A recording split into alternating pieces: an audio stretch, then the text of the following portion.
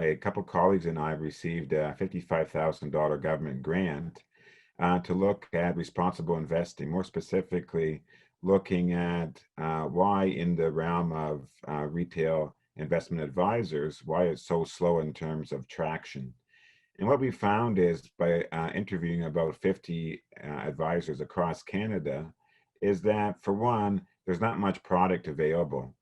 So unlike the United States, where responsible investing has been a big thing for a number of years, it's relatively recent in the Canadian marketplace.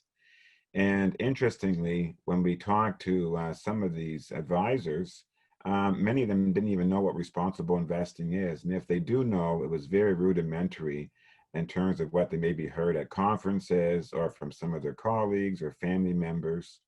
So overall, they were quite ill-equipped, I would say, to actually inform their clients and to actually provide product that would meet the needs of their actual clients. One of the big things here is why they're so slow is that to date, there really hasn't been much impetus for them to do so. The financial advising industry is very highly profitable. I'm sure many of you have seen on television ads encouraging people to move their money away from advisors to robo-advisors or online managing their own money. And yeah, there just hasn't been much impetus for them to change. Change is definitely on the horizon, and we see that in the number of new mutual funds that are being developed that are focusing on responsible investing. And I think another big point here to mention is that on the retail advising side, people don't really talk that much about what they're invested in, and for sure, it's not in the public domain. People don't know what Kevin Veenstra has in his portfolio.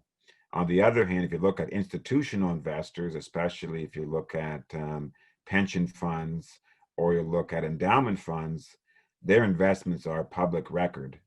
So based on my discussions with people in the financial industry, those institutional type of investors have had to or have moved towards responsible investing much quicker because of the public scrutiny and transparency around what they invest in.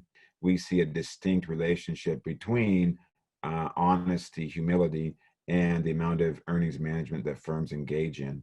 And looking at this particular product specifically, we think that there will also be a pretty strong relationship between an advisor's personality type and the extent of RI engagement in terms of knowledge about responsible investing and also the approach that advisors use to discuss responsible investing with their clients.